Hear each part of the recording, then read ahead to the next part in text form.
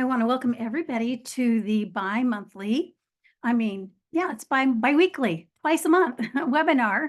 I'm Debbie McRae. I'm a licensed professional counselor in Arizona, and my specialty is working with those who have compulsive sexual addictions, behaviors, pornography addictions and behaviors, as well as the betrayed partners, and with couples and helping them to repair and rebuild the trust.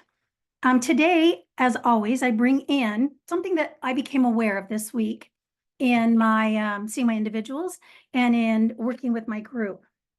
And that is that there are specific signs that you can see when somebody is healing. Now, oftentimes, and I had this happen this week, I'm seeing somebody who's just newly discovery or disclosure. And the questions they're asking are things like, am I always going to feel this way? How long is it going to take? Will I ever stop experiencing this? And it just feels like it's so much. So I saw that this week. I saw on the spectrum also a client that came in and they've been working for a year with me. And all of a sudden we are seeing this tremendous growth. So we are seeing that she's able to stay more regulated. She's able to kind of tune into her feelings. She's not safety seeking like she was. I could go on, but we are seeing that, man, you've come so far, there's still work to do. And then I also had someone in my office that I've worked with for the last 5 years. And it's like their betrayal healing is behind them, but it's still part of their life. But that's not the focus of every session. Now we're getting to discover and work on other deeper aspects of her healing. So I thought it would be really helpful to just kind of understand, what do you start to see when you're healing? So we're going to focus on some of those signs that indicate. Now, I want to put a disclaimer out there, and the disclaimer is, remember that some of these things I talk about is the recovery work you're going to do in the future. This is just going to give you an ability to go, oh, I'm finally able to do that more and more. And it's going to give you kind of an overview of some of the things that will occur as you're doing your healing. So what I love about the prodependence model in healing is the framework and the lenses through which they look at the betrayed partner. And so when I'm working with the betrayed partner through that lens, I'm focusing on the crisis that the betrayed partner is in. So all the treatment we're working on in the beginning is to help them stabilize and to resolve that immediate crisis. And then we don't go in and we don't look at childhood and all the traumas that cause you to choose who you chose in the relationship. That's for later. What we're going to work on is helping you to start work on your healing. Now, we may explore, is there past childhood trauma that maybe kind of sets you up for certain patterns of behavior or certain reactions and things like that, but that comes down the road.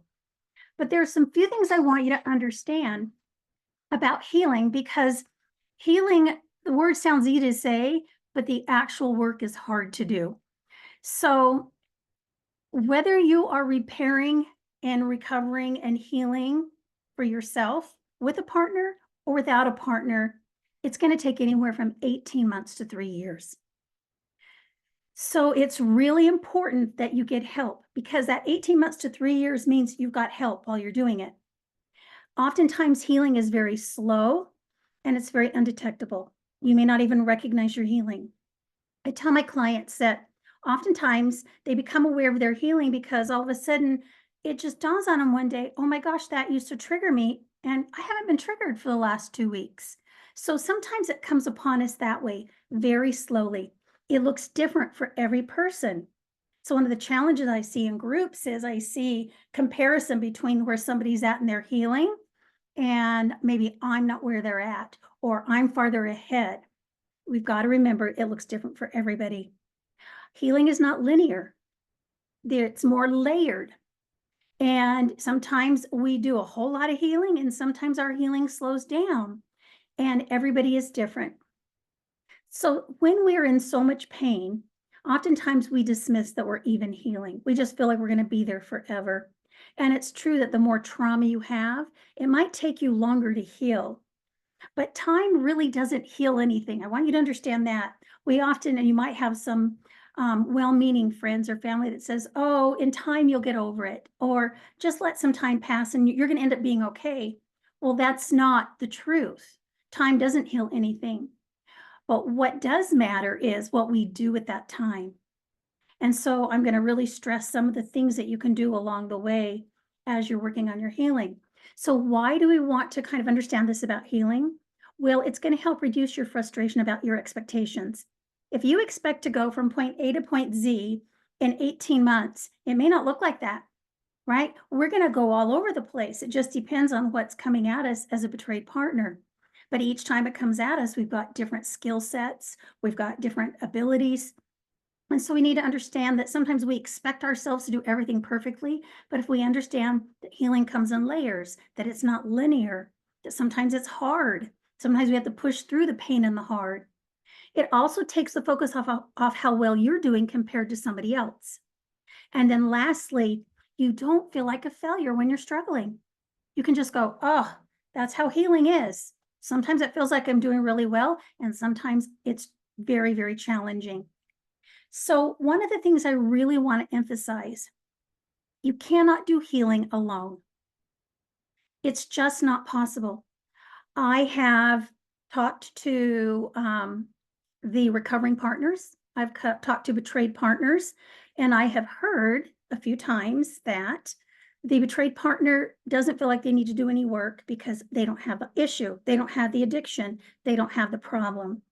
And that's true. They don't have the issue, they don't have the problem. However, there are so many effects as that relationship has been disrupted and trust broken that it does affect the betrayed partner. And unfortunately, the only way to heal that is with some real guided steps, some specific ways to do it. I love a story I saw this last week, and the analogy of really choosing a therapist wisely. So the example was, if you choose to hike up a mountain, right, you're not going to put on flip flops, you're going to put on boots. If you want to dance ballet, you're going to put on ballet slippers, not ice skates.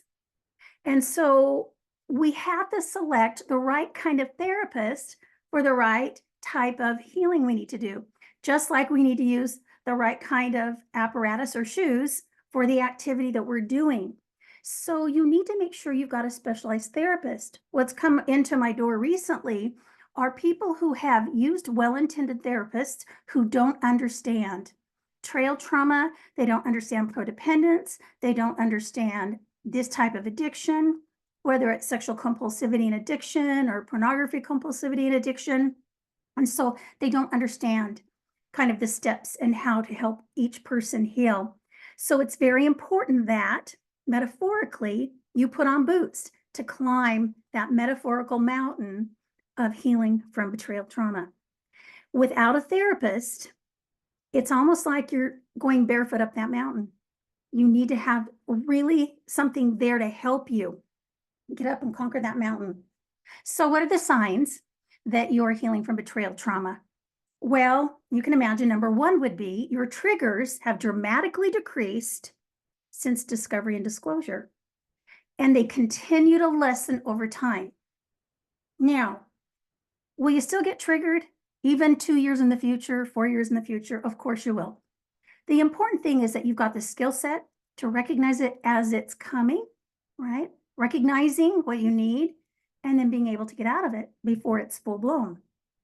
So emotional regulation needs to occur on a daily basis. So when I'm healing, I'm starting to notice that more and more. I am more emotionally regulated. It's because I'm also doing self-care. I'm understanding betrayal and what that does, for me, physiologically, my body, emotionally, mentally, and I have a support system in place. So I'm now in a position where, because I'm doing self-care, I understand the process, I can stay more emotionally regulated. Now, the interesting thing about triggers is we can actually use a trigger to guide us in what we need to heal from. So if I find that I'm getting triggered over a certain thing, like I think of a client who would come in and they're constantly being triggered by little things that their addict partner is doing. And so as we explore deeper, what we find out is that the betrayed partner is getting triggered because they don't have a good boundary in place around something. they're not speaking up. And so we talked about how resentment, and that resentment just creates kind of almost like it kind of gets the betrayed partner kind of more sensitive to anything that they do. So they're going to be triggered a lot quicker. Triggers will no longer control you or manage you. You, like I said, can understand where it came from, what you need to do, and you can interrupt the cycle. So some of the cycles I'm referring to are like the fear cycle. So fear, I get triggered, I go into control behaviors, I go into release behaviors. Maybe I'm in the drama triangle. That's kind of a cycle that I get into. I might do a couple of those roles, and we're going to talk about drama triangle a little more in a minute. It could be a trauma repetition or a trauma type cycle that I keep repeating. So we can learn from our triggers. You're going to see that the unhealthy safety seeking behaviors lessen when you're in recovery. You have an actionable plan in place for when you get triggered, and you follow through on your plan. So that means you've got a whole skill set of healthy tools that are going to help you cope in the moment. You're going to also respond rather than react. So you know the difference between the two ways of dealing with a trigger. So in a situation when I'm triggered, if I'm going to respond, I'm going to slow it down. I'm going to take a pause before I take action. And in that pause, as I slow it down, I'm checking in with myself. I'm implementing some of those self-care tools. And I love the questions in that moment as you're trying to figure out what to do with this trigger, to ask yourself, what do I want in this moment? How can I change, how I really would like to respond? Lots of times when we're very, very reactive, right? We are going to respond with a negative type behavior. So how can I do this differently? How can I think differently? How can I create a positive outcome?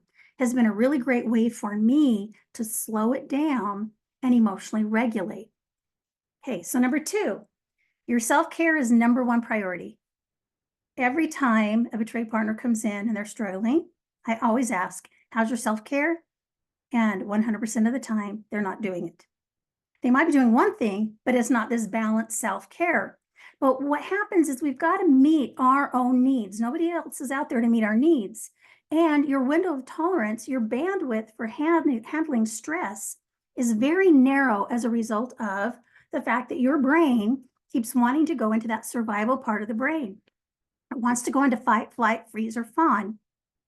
And so you're living from there a lot. And so the minute you get connected to that front part of your brain, prefrontal cortex, where you've got logic, reasoning, and emotional regulation, it doesn't take much to get you back in to that survival part of your brain. So when we do self-care, it actually increases our window of tolerance so we can stay connected to that executive functioning part of our brain. So you have routines and rituals in place. You do them consistently. You no longer struggle with putting your self-care first. Oftentimes, you will see betrayed partners putting their addict partners, recovery ahead of theirs, or their families. And I know it's a delicate balancing act when you have children, but there's a way around that, and there's a way to incorporate it even with your children. But the fact is, a lot of times, because we have a lot on our plate as wives and mothers or girlfriends, and there's all these people that are kind of under your care, we oftentimes have the philosophy that I've got to take care of everybody else first, and then I'll attend to my needs. So you've got to think about, I start out the day taking care of myself, I end the day with taking care of myself, and in between, I sprinkle in self-care. I don't wait until the very end, until everybody else is okay before I do it. So you've kind of integrated this philosophy that self-care is something I deserve to do. Self-care is important. I'm not being selfish if I do it. And so you continually are creating the dailies you need to create. You're supporting yourself, your physical body. You're supporting your spiritual self. You're supporting that emotional aspect of, what do I need emotionally? That, and really turning inward and just taking care of yourself. And then relationally, what do I need? So all of those aspects of self-care, along with all the skills and tools that you get and you put in your tool belt, are part of the self-care we're talking about. It could be breathing. It could be meditation exercises. It could be reaching out to your support people, but you do that on a consistent basis. Number 3 is your recovery is inward focused. And I believe I've talked about this in the past, but just to review, when I'm in recovery, I'm really out of the fear cycle because now I'm going to focus on my own recovery. And then I let the addict partner be responsible for their own recovery work and their progress without getting dysregulated. So maybe it's even their lack of progress, right? I'm able to somehow kind of step back and become more of that compassionate observer, notice it, figure out what I need.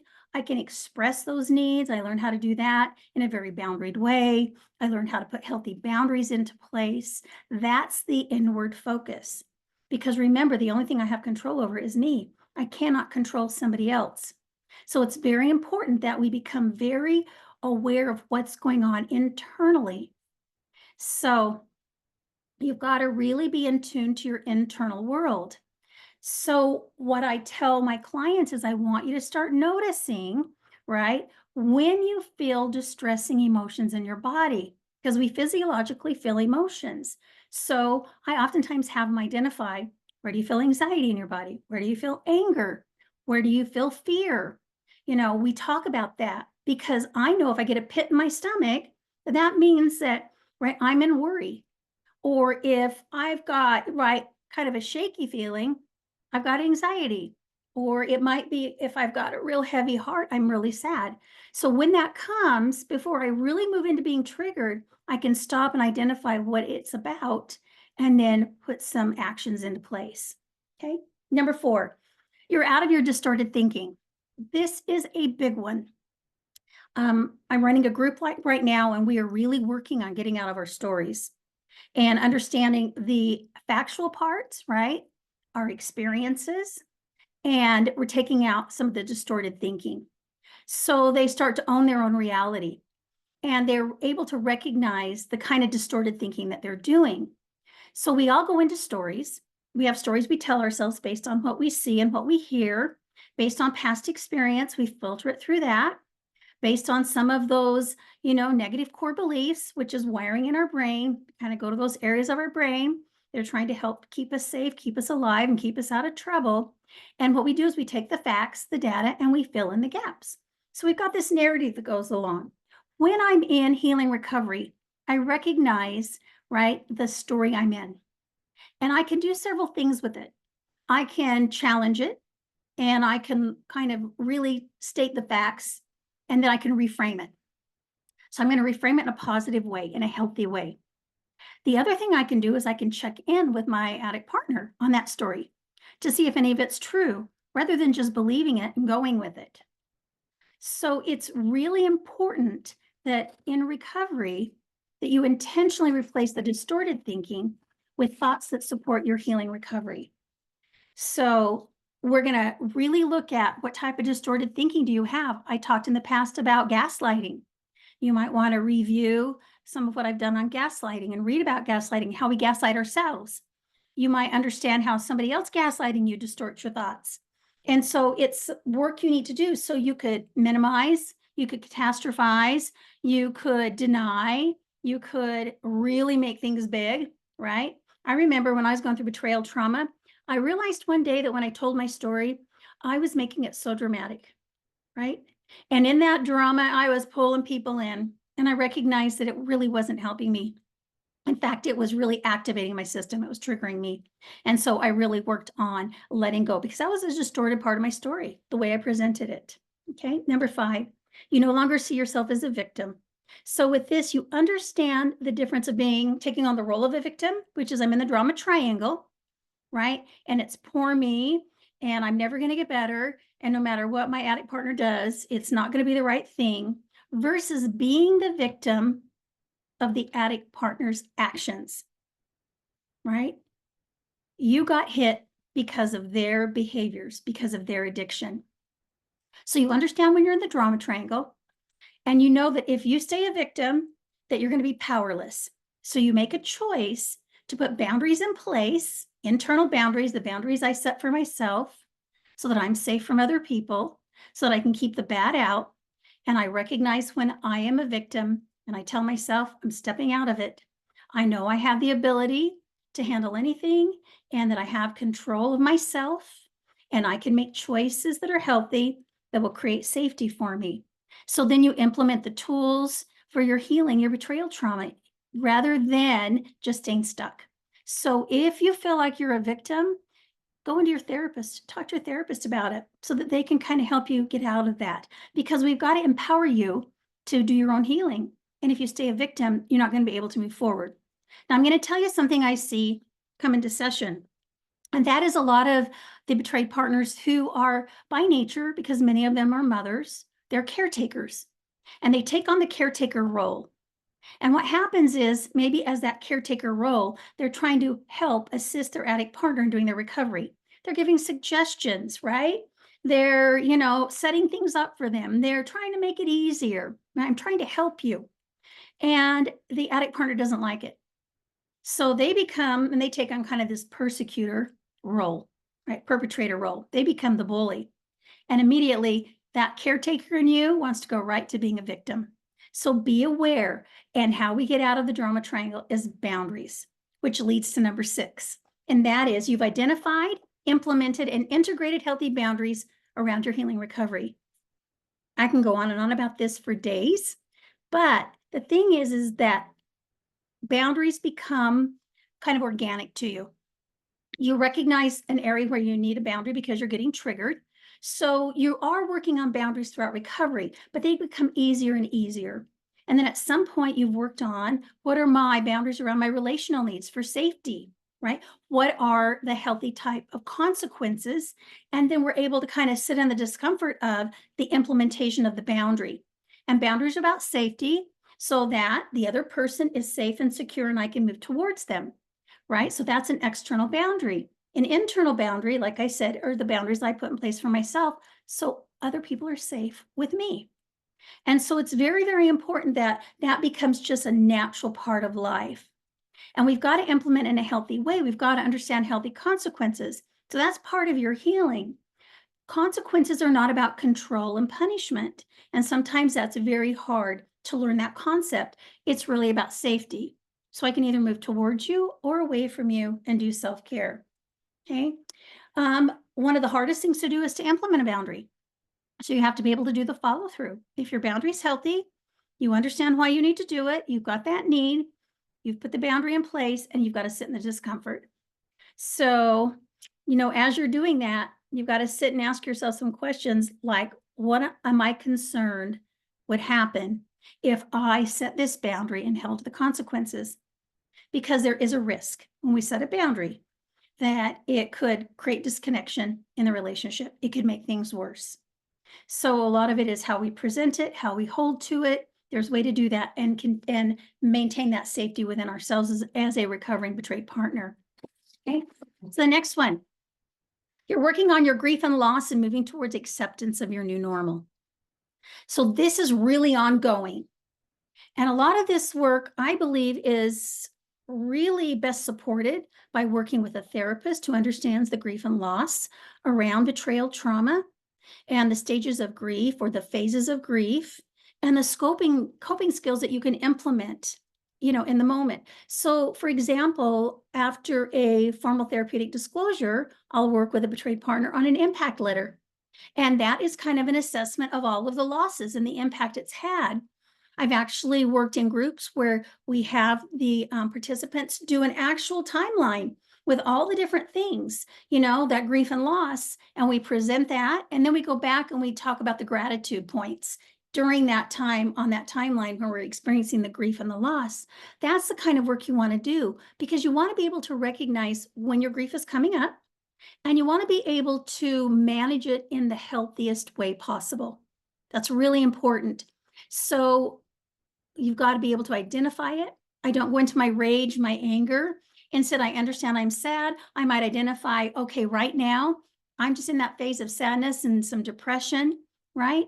And you recognize that tomorrow you might be back in acceptance. We're all over through the different phases. I also have a webinar if you want to really understand grief and loss, that it goes through all of the phases of grief that I'm talking about.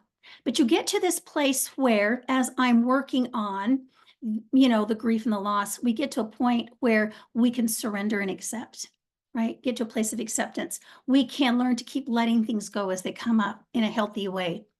Some people will choose to do forgiveness type work.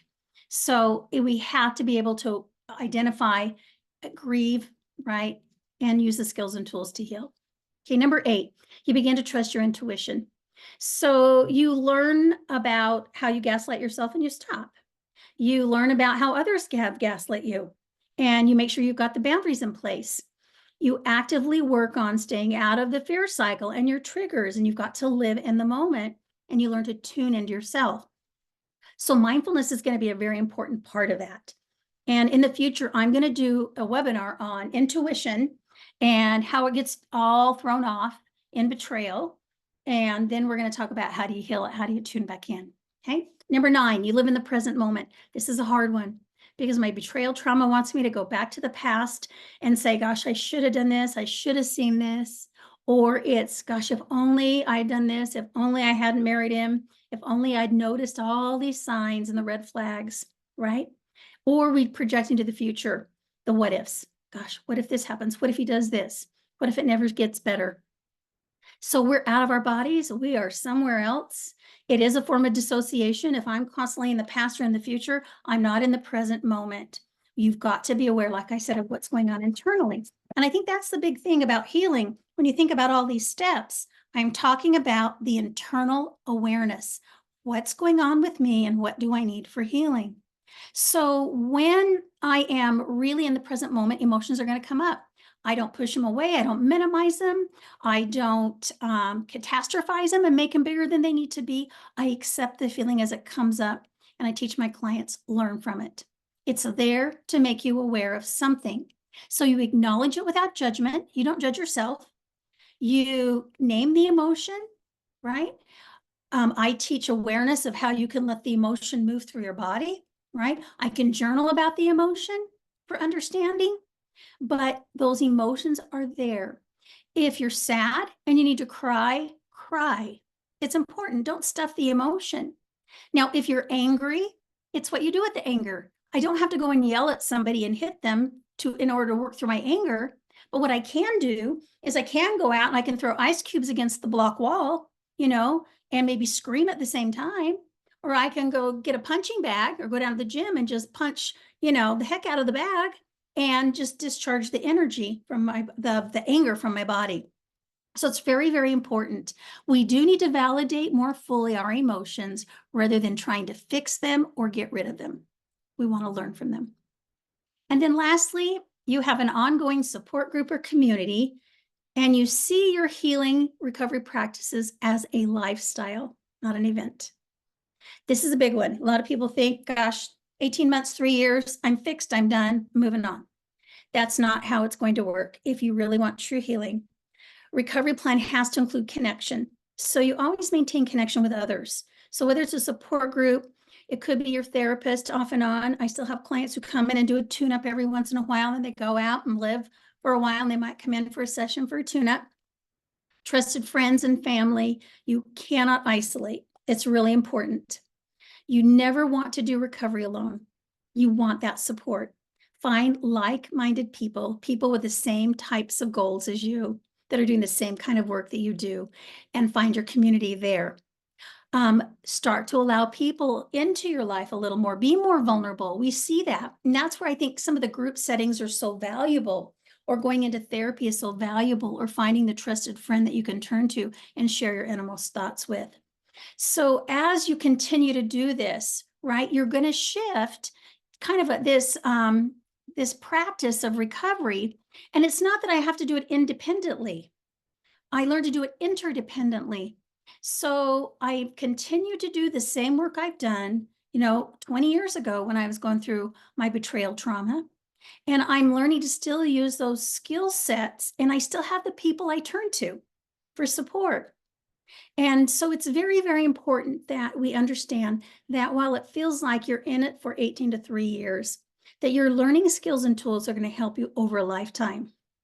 So like I mentioned, recovery is not on a prescribed timeline. It's an individual process. So look back and notice how far you've come. That is so important. As a therapist, when my clients come in, I like to remind them, this is how far you've come. Remember when you first came in here and this and this and this was happening?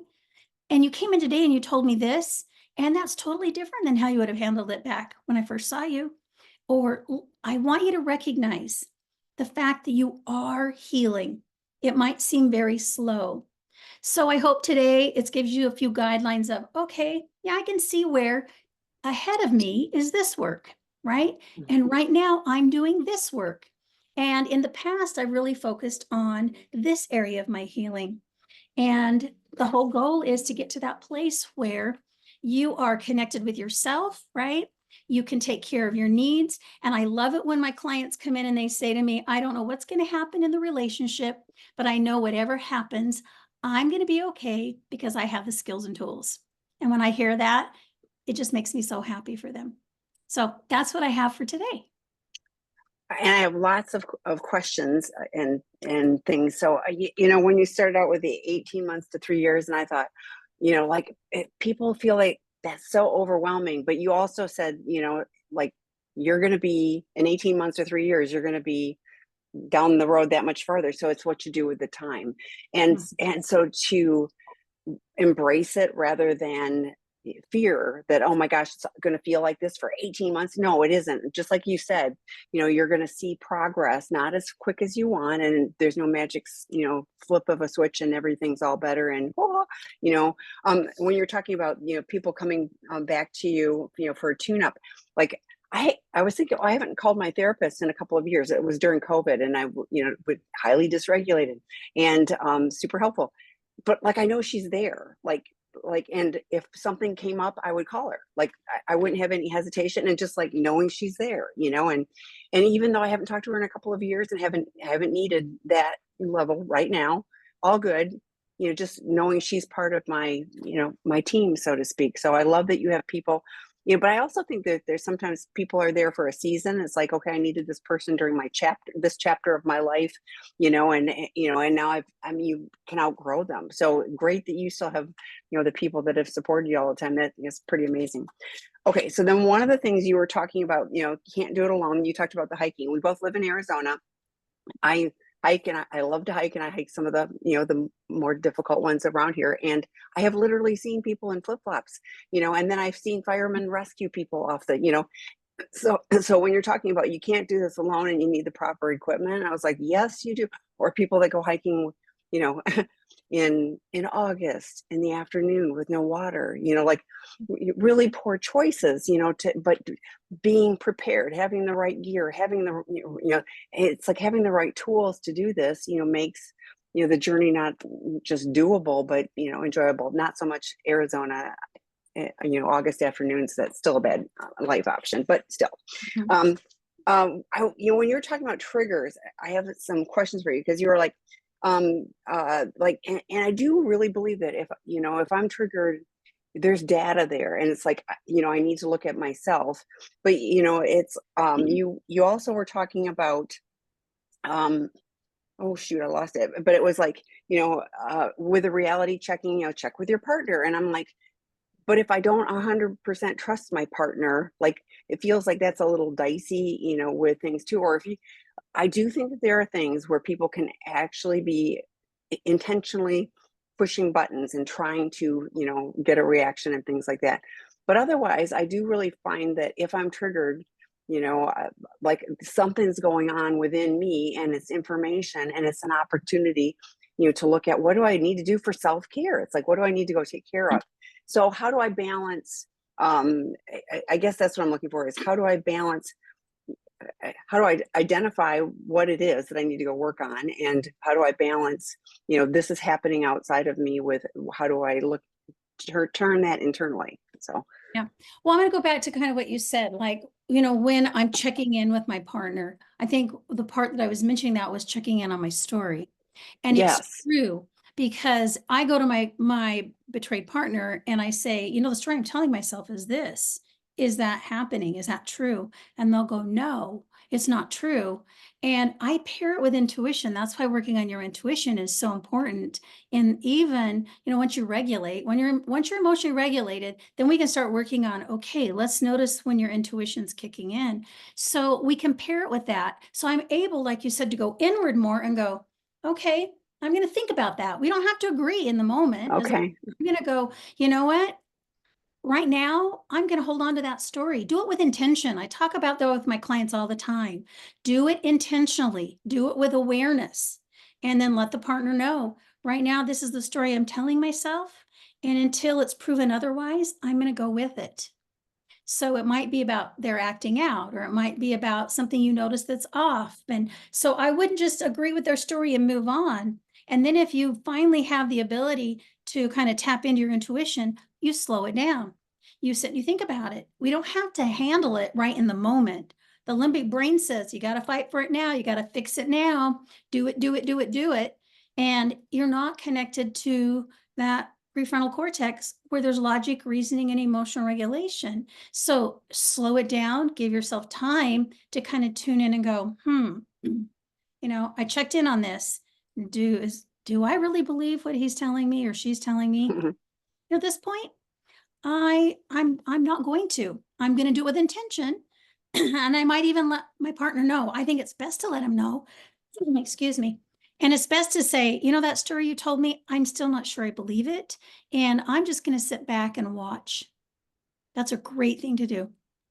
And then Yeah, notice. and I like, yeah, I thank you. That's super helpful. When you're talking about inward focus too, I was talking to somebody this week, and this is a phone call, and as soon as this person started talking about her addict partner, like I could hear the dysregulation, like the entire energy changed.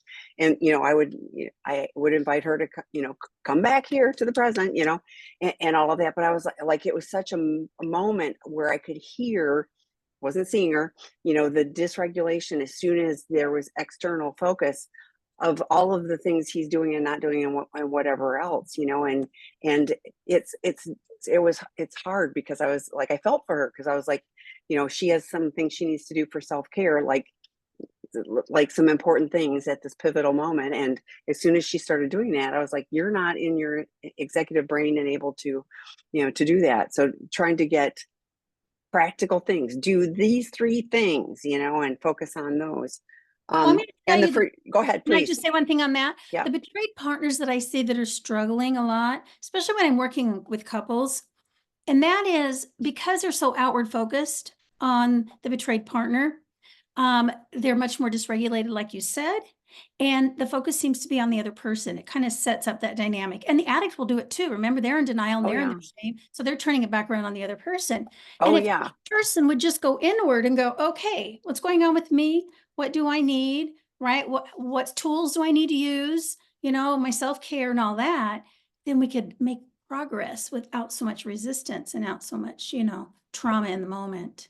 Yeah. Well, and I actually love the Cartman drama triangle, and you were referencing the drama triangle, and I was like, yeah, yes, as soon as we get, out of, alignment, if we're working together on things, then, things go mostly fine. But if as soon as somebody's in a power down and a power up position, or two up and down, like, that's not a relationship. That's out of alignment, and that is not helpful or healthful, for either person. So, like, I want to be happy. I just, I want to have joy in my life. And so the things that I can do that will help me take care of me and attune to other people, helps me stay, mostly on a good beam, so to speak. You were talking about surrender and accept in a healthy way. And I thought that's like the in a healthy way is kind of the catch, because it is hard, it is so hard to do that and not just throw in the towel and go, it's always going to be like this, and give up, but I mean, to surrender that I have no control over, these people, the situation and all that, and that I'm doing it for me because the dysregulation is not helpful, so then I'm doing it with intention rather than just, like from a state of hopelessness is where I was thinking. So. Mm-hmm.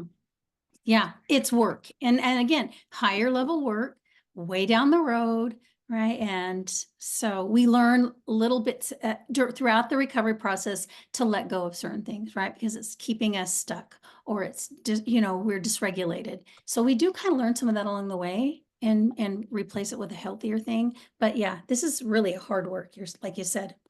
You talked about holding a boundary and there's risk with that, that it could make things worse. And I'm like part of me goes, how can it be worse? But so, I mean, it could feel worse in the moment. And I do think, part of me was going like, yes, if you interrupt the system, like the system wants things a certain way. And so then there will be an extra pressure. So maybe that's what you were referring to, is the system will resist change, and holding a healthy boundary is change. Is that more Yeah. aligned with what you're thinking? Okay. Yes, and we risk rejection. So for the Mm-hmm. person putting the boundary in place to feel rejected, and again, it's perceived. So, and it's really hard, like you said, to take that risk because I never know how it's going to turn out. I never know how it's going to be received. Okay. Right. And so Yes. boundaries really are healthy. We need to do it. And I tell my clients that you're setting healthy boundaries when people push against them at first. That You know? that makes Especially, yeah. yes. Yeah. They don't like a healthy boundary. Now, remember, we've worked on healthy boundaries in session. Mm-hmm. So they go in, they implement a healthy boundary. It makes their partner upset, right? And they hold to that boundary. And pretty soon, they try to push against it a little bit. And then pretty soon they accept that the boundary's in place. Then they follow the boundary and things get better. That's what Mm-hmm. we want to see.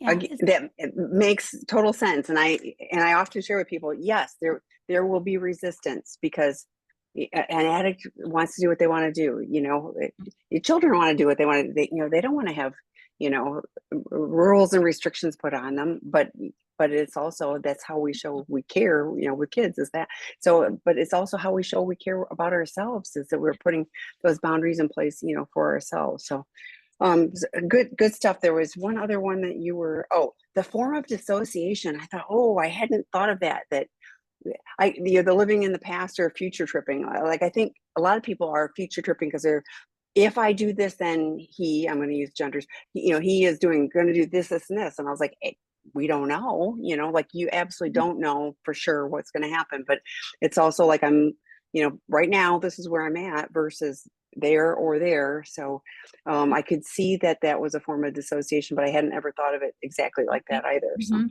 Mm-hmm. Okay, we've got some questions. This is, like I said, I've got tons of notes. So, okay, how can I be okay with my husband lustful thoughts of other women and connect with him? I don't want to be sad anymore. Oh, I hear you. Yeah. That's so interesting because I've been working, in some of my sessions on this with some of my clients, right?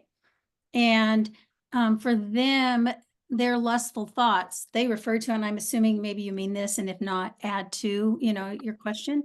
And that is, it's how can I know, or how can I get him to stop objectifying women? Or how can Oh, I get him to stop, thinking about the pornography when we're being sexually intimate or whatever it is, right? Because it does create, a situation where it's not safe. That's true. Um, I'm not sure if your husband's in recovery, but I focus on, okay, we got to create safety for yourself. So a couple of ways to create that safety is, let's sit down and let's figure out, what do you need for safety? And then let's go to him and ask him, if he's in recovery, what is the safety plan you've put into place around this, around the lustful thoughts, around the objectification of women, around the, fantasy images or the fantasy thinking that comes up, so that I know I'm safe. The fact of the matter is when an addict is in recovery, and they are going to have to deal with their thoughts. And so, excuse me, I'm going to shut my blinds yeah, because the sun is I see coming the in. little light. Yeah, can you see that? The sun's coming in and Yeah, it's yeah, bouncing off, yeah. the metal in the backyard. And so it's going to happen. It's what they do with it that matters. So they should be able to tell you, this is what I'm doing. It's the 3-second rule, right? It's the stop sign. It's the, healthy distraction. It's the, I reach out to a group member, this one I'm really close to. I talk to my sponsor. And so what you've got to focus on as a betrayed partner is, are they consistently doing that? And I've got to trust that they are. And it's not, you can't know because you're trying to measure what's on inside somebody's head. And that's a hard one. So you said that he can Oh, stop after the yeah, thoughts, and he yes. does. Okay. Yeah. So for you, here's an idea. If I had a partner that was still struggling, I would probably get in. Have you done any reprocessing around this? I would probably do something like an EMDR. I also do accelerated resolution therapy. And let's see if, because of this, you've had these experiences in the past, they've been either overwhelming for your system, traumatic for your system. And sometimes as we reprocess, the experience you had around this, then what happens is we neutralize the body sensations associated with that really overwhelming event and the trauma. And we also take the data in your brain and it gets refiled in a different area of the brain where it needs to be. So then when he does have that thought and he might share it with you, then you don't get activated and triggered and go into your sadness. So that's another option. Recognizing, right, what are the stories you go into? That's another thing I would work on is, okay, when he comes to you or mentions, right, that he had this thought and here's how he stopped it, but yet I'm still triggered. Go back and notice what's the story you're in. What are your thoughts? What are you perceiving? Where are you taking yourself? And so it might be some of the repeated things like, this is never going to get better. I can't believe he's still thinking of other women. I'm never going to be good enough for him. I mean, there's all these different thoughts. And then you've got to start challenging your thoughts too and stepping out of them. Do you have support? So you have support people. I love it when my group members turn to each other. They give each other the wisest advice. And sometimes they'll say, you know what? I found this works really well for me. I go and I do some artwork, when I'm kind of triggered and I reframe it, go do some artwork, and it's like I have a reset. Or I go out and walk and we do some of that bilateral movement, and all of a sudden it kind of pulls me out of, right? For you, it'd pull you out of your sadness or my anger, whatever it is. So those are just a kind of a couple of ways, to work on it, because that's an important piece. And it's a hard one because, like I said, you can't measure what somebody's doing inside their head. We can't really know. But if you see your addict partner progressing, they're doing their recovery, there's all the signs there, then you're starting to rebuild trust. And as you rebuild trust, then I think some of the sadness will go away because you won't be stuck in your stories. So those are some of my thoughts. Well, and I have a question for you, Debbie. It's like Mhm. like if you're noticing he's objectifying, I guess if you're seeing an action, if he's coming to you every day and telling you about that, and this is dysregulating. I've had other partners have gone like that. Go talk to your sponsor. Go talk to your therapist.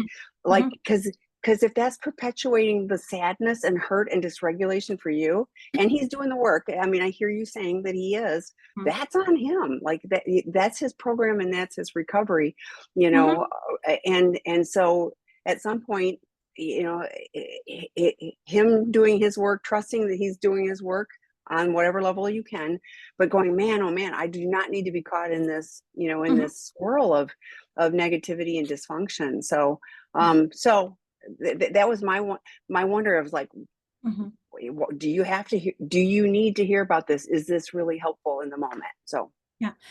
Thank you, because I thought of that as I was talking. Yes, you've got to understand, why do you need to know? Why is it so important? If it's dysregulating and yet he can turn for support and work on it, right? It's going to be so much better for you. And sometimes that's one of the hard things to let go of. It really is. It's a hard thing. So I think she's adding on this.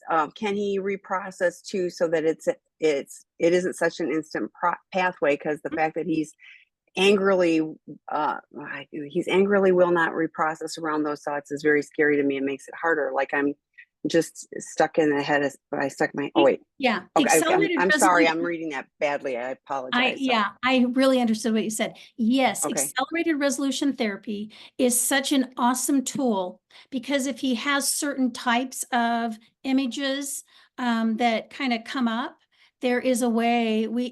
Accelerated resolution therapy uses image replacement as part of the tool that you use for reprocessing. It is, I think, a really great, effective way. Sometimes it's one and done. Sometimes it's a couple of sessions, but it's very, very effective, especially for the triggers around what triggers somebody into pornography, or any images that are stuck in their head that they maybe go back to fantasize with, all of that. That's a very good question. He can do that as well. Okay, so then the next question is back up to, I'm struggling to accept my emotional interactions in my workplace as part of my addiction. I do go out of my way to be the hero and love the affirmation and attention I get, but I don't see it as crossing a line or the same thing as my porn and masturbation addiction. My partner is hurt by this and says I'm not giving them the same emotional connection. Where do we go with this? There's a lot there. Yes, I was thinking that too. Okay. And thanks, honestly, thanks for owning. I like being the hero and I love Yes. the, I mean, honest, thank you. Yes, you got that Yeah, awareness, but I yeah. can understand why it's creating disconnection in your relationship. Um, in your recovery work, it's really interesting. I would focus on why is it necessary for you to be the hero, right? Where did you start that pattern? What's that about, right? How's it helping you manage your emotions? Because you're not using porn and masturbation any longer to help with those distressing emotions. And so it might be just that interaction and getting positive feedback. It might be, it might be that I feel good enough when I see somebody reciprocating and treating me nicely. There's a gain there for you, some type of Mm. a gain that is helping you manage probably some distressing emotions or a negative core belief. So that's one of the areas I'd want to kind of dig deeper in to go, okay, why is this behavior helping you? Especially when you know this behavior is creating this distress in your partner and the disconnection, right? Because what I would imagine is that your partner wants to know that you've got really good boundaries around how you interact with people. And I think you mentioned that you try not to cross a line, but does she know those boundaries, right? And do you understand those boundaries? And have you kind of agreed upon? Sometimes couples will work together when they're in a good place on, hey, what are the boundaries we can put in place around this? So we can literally negotiate. We can sit in a hard conversation and lean in and say, well, I don't feel comfortable with you going in and complimenting a woman on her outfit, right? Or, if she's been exercising, the shape of her body, or, whatever it is, we can talk about that. What does feel safe? What doesn't feel safe? And what's the boundary in place?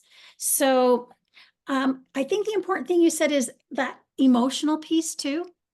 Betrayed partners are very triggered when they hear there's an emotional connection with someone besides themselves. I have more women as we're going through preparation for formal therapeutic disclosure that the emotion part is harder for them than the actual just sexual interaction. If there's been emotions shared, it's very triggering because they feel like that is so special. It's between the two of them. So several things to do. Get into your therapist and try to figure out, why is this pattern in place? Why do I feel the need for that acceptance? Why does it feel so good, right? Why do I need the affirmation and the attention? Because maybe there's something there you're not even aware of. Is it helping my recovery? Is it hurting my recovery, right? How is it hurting my relationship with my wife? And then working on, okay, what are the boundaries in place around this? And can you implement them? And you've got to work with her on that as well. We want to remember the goal of part of the repair is not only rebuilding trust, but it's to have empathy. I would encourage you to work on stepping into empathy where she's concerned and trying to see it through her eyes. You don't have to agree with it, but I need you to really understand why that would be so difficult for her, and then work with her. If you guys can't do it together, then get in and see a therapist to work through this and to come up with those boundaries if you're not good at it, so that you can kind of understand why you were doing this behavior, figure out a way to step out of it. And I like the idea of accountability with a therapist helping you, because you go in every week to report and to talk it through and to fine tune it and to correct and things like that. But also then you're going to put boundaries in place that create safety around this for your betrayed partner as well as for you. I've got so much I'm curious about. Because to me, this is, I'm looking for external validation. Like, so to me, there's, yes, a massive, I don't feel good about myself. There's some core belief. And, I hang out with Troy Love a lot. And so when he's talking about the politician, where everybody needs to think I'm doing all good. And that's one of the voices of shame, where like, as long as everybody thinks I'm great, then it's okay. Like, they can't see behind the facade. And then I was curious about if you did nice things without, without being the hero, like if you just did things, it's almost like those random acts of kindness where you do things, but you don't get caught doing it. And I know that that's a scary thing for partners. Hear me clearly on this. It's like, can you just do things because it's the right thing to do without being the hero? That's more it. It's like, I'm doing this because it's the right thing to do. And, it's not about me. It's not about, whatever. And it's not oh, shucks, I'm still such a good person. Like, but to me, this massively feels like I need you guys to tell me I'm okay, because I don't feel okay inside of me. So I would invite you to, Troy Love has another work group starting, I think, in July. I also wonder, like, inner child stuff with Eddie Caparucci, both of those could be really useful for you to identify, which little kid is showing up going like, see me, see me, see me, so I think that there could be some help with that. But yes, and especially if your partner is going like, you're showing up for all of them, but you have betrayed the heck out of me, there's a disconnect. So lots of opportunity, but I'm really, really grateful you came and brought that, honest question to us. So, Yeah. okay. The next one is, it's lovely. Thank you. I think I try to reassure myself of the positives I'm seeing, hearing, but I still struggle. Of course, like, this is a journey. So thoughts on that? Well, the more you reassure and focus on the positives, the more you're reinforcing creating new neural pathways in your brain. Because the brain wants to automatically take you back into the negative. You've got, and a neural pathway is a bunch of nerve endings that fire repeatedly in the same direction in your brain and go to the same area in the brain where you've got all the data stored. And what we're trying to do is keep you out of there. That's where your fear is and your worry. And, I can't step out of this behavior, right? Because I'm in that negative belief of I can't trust, or I'm not good enough, whatever it is. So the more we do an action repeatedly, again and again and again, what I'm doing is I'm telling my brain, don't go left into the old pathway. Let's create a new one over here to the right. So I can automatically, every time I get triggered, the more often I do the reassurance, like you said, I focus on the positive, right? Maybe I've got an affirmation, maybe I've got a personal mantra or a statement, and I go back to that. And then I take some breathing and I do some self-care, and now I'm regulated. So the more you do that, then when the next trigger comes along, it's going to be easier to go to the right, so to speak, rather than the left. So that's kind of some thoughts on that. I have a question for you. I had another call, different call this week, and it was someone, and it was same thing. In that, as she was saying what her addict partner, and it was really not nice stuff. It was blame shifting and everything else, and I could hear a shift in her voice, and I was like I was like, write it down, but do not verbalize those things, because I swear they're reinforcing in your brain all of this, and it's just rubbish. And so like you're talking about the positive, affirmations. I was like even repeating the cruel thing that somebody says to you, to me, feels like I'm reinforcing it in here. So, Yes. thoughts on that? Well, I teach my clients at times and talk to them about the importance of, at some point, you have to step out of certain elements of your story. The ones that take you back into negative beliefs about yourself, the ones that take you back into your trauma, the ones that take you into these distressing emotions. We really need to understand that, because you're right.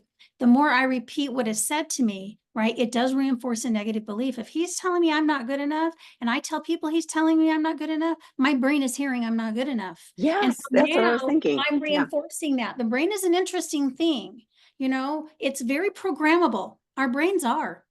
And it's amazing. We have to be careful. Even our internal dialogue will program our brain.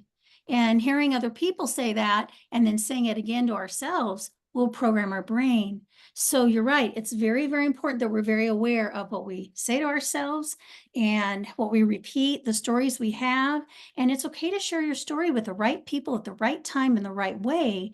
But that's why I really focus on, we've got to look at your story, right? Let's get rid of the distorted stuff so that you can tell your story and not have it take you to really bad places. So that's such a great example of that. Yeah, well, and this person, I think it was like 3 times she mentioned the same thing that he had said, and I was like, Mhm. oh, it just feels like a loop, of like, Mhm. and that my brain is buying in of this really toxic thing he's saying. Yeah. So yeah, like yeah, so so grateful for you. And I did put, I forgot to mention in the chat, the Empowered Women's Retreat, August 15th through 18th. Debbie will be there. She will be helping with boundaries and breath work and like all of these things that are so healing for partners. We would invite you to join us. It is amazing and healing. I say that all the time because I was like, it is amazing and it's healing. It's crazy to see how much progress the women can make in such a short amount of time. We would invite you to join us with that. So I will see you in 2 more weeks, right? Yeah, because like I think sometimes you're there's a off. I think it's the 31st. So we're off.